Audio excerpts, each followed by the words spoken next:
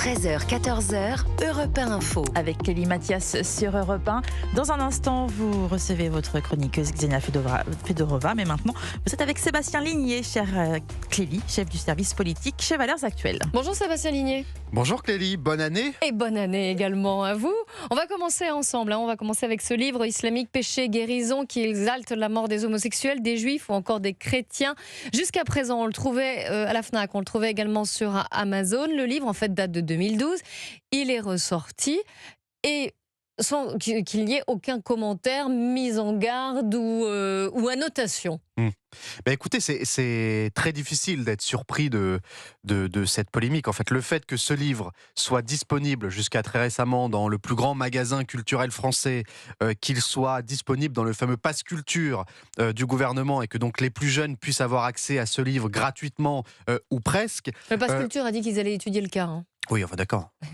Ça s'inscrit globalement dans la stratégie de conquête de l'islamisme, parce que l'islam politique, il a quand même pour but de s'immiscer et de s'introduire dans toutes les cases et les strates de la société.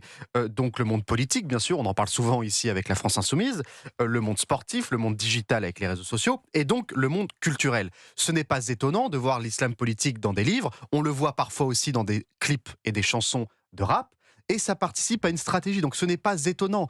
La vraie question maintenant, c'est qu'est-ce qu'on fait face à cela ? Parce qu'on peut se lamenter longtemps sur le fait que des livres soient disponibles en grande surface. Hélas, c'est comme ça, c'est une bataille qu'on a perdue. Maintenant, c'est qu'est-ce qu'on fait politiquement ? Et la grande question qui se pose, par exemple, c'est la question de l'interdiction de ces livres. L'interdiction de concerts ou de chansons de rap qui puissent participer à la diffusion de ces idées. C'est un peu un tabou en France, la question de l'interdiction au nom d'une liberté d'expression qu'on a parfois tendance à galvauder un petit peu. Mais je pose simplement une question. La liberté d'expression, et ça a toujours été dit, ne veut pas dire tout et n'importe quoi. J'entends, mais regardez, si on a été capable, et à raison, d'interdire les spectacles de Dieudonné au nom des paroles et des mots et des textes antisémites qui étaient prononcés dans ces spectacles, pourquoi est-ce qu'on ne pourrait pas faire exactement la même chose avec des livres qui appellent qui retracent les paroles du Messie sur les homosexuels et les laïcards, etc.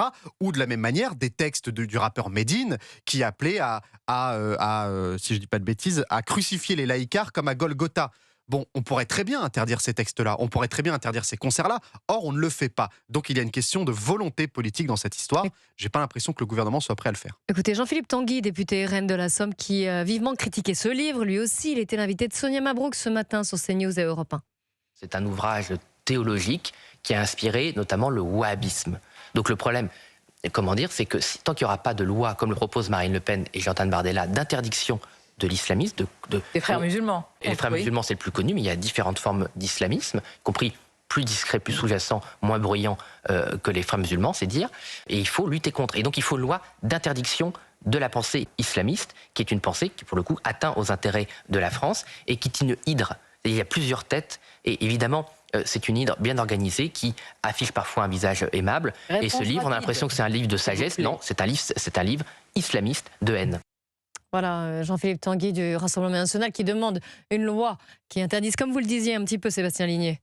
Oui, sauf que, en l'occurrence, on n'a pas besoin d'une loi qui interdirait l'idéologie islamiste pour interdire. C'est compliqué d'interdire une idéologie. Déjà, mais on n'a pas besoin de cette loi. Ce serait très bien qu'on la fasse d'un point de vue purement symbolique. Mais il ne faudrait pas croire que parce qu'on a inscrit noir sur blanc dans un texte de loi qu'on interdit l'idéologie islamiste, que soudainement l'idéologie islamiste va disparaître. Et que parce qu'on interdit les frères musulmans, les associations proches des milieux fréristes vont disparaître. Et là, il faut derrière une volonté politique. Il faut interdire des associations, des livres, des concerts, etc.